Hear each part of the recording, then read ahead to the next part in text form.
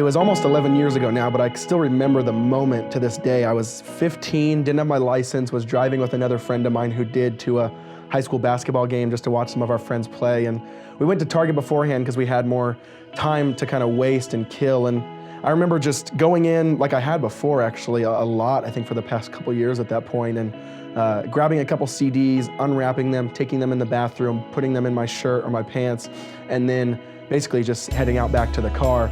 But little did I know that Target has people in plain clothes on their security team, and we were being watched the whole time, and he had already called the cops. And I still remember the moment of just fear striking in me when we got back in the car and I just heard this screech, and then all of a sudden I saw these blue and red lights, and we looked behind us and there's basically a cop car blocking us in so we can't pull away. And I remember them pulling us out of the car, kind of putting us on the ground, putting handcuffs on us, and man, even just recounting it, I still can kind of remember that fear that was in me just instantly of oh my goodness, like we're getting arrested because of what we just did. And also even looking back and realizing, man, was 5 CDs worth something like that? I think to this day, the thing I remember most is just the fear of, in that moment, I haven't had as much tangible, sharp moments of, wow, the decisions I'm making are probably not the best. It was kind of this moment where it finally hit me of, man, me as the king of my own life, me making these decisions where I think I know what's right, do whatever I want with no ramifications, finally hit me right in the face and said, no, it does. It does have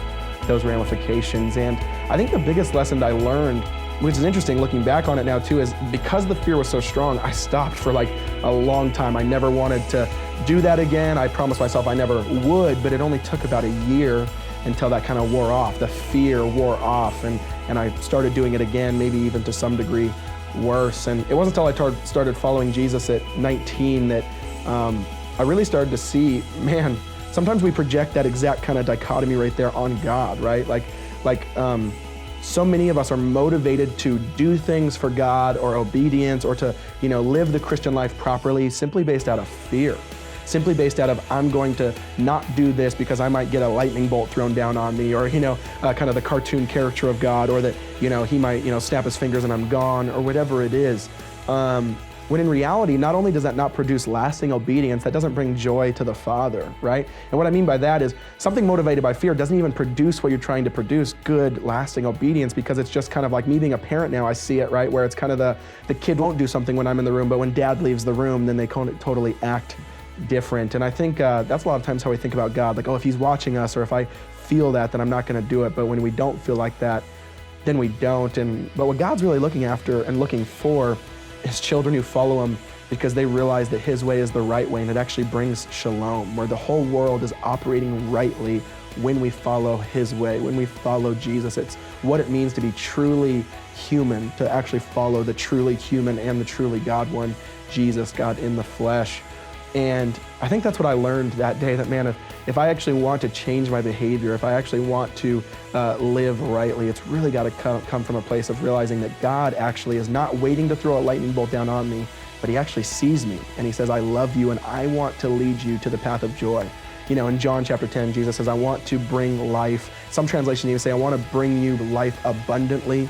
Like Jesus wants to give us the full life, what it's for, where we find joy, and all those different things. And too many times we settle for the kiddie pool of being motivated by fear or false legalistic religion when God says, I'm a father, I want to know you, and I want you to walk with me.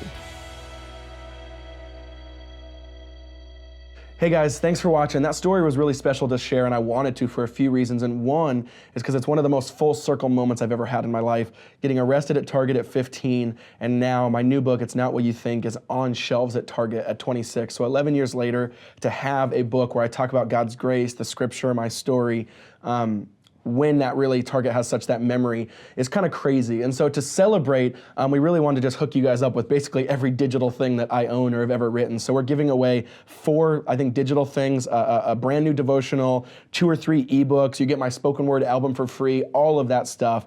If you just go buy the book at Target and submit the receipt or the screen capture and email it to BethkeAtTarget@gmail.com. It's really easy. I'll put links down there too, just in case you forget. And also, Target price matches Amazon. So it's $17 at Target. Take it up front, and it becomes $10 if you ask them to price match. Pretty awesome. And we just wanted to celebrate kind of, again, that full circle moment of grace. And so if you guys do that, we wanted to bless you with those things. So thanks for watching. You guys are awesome.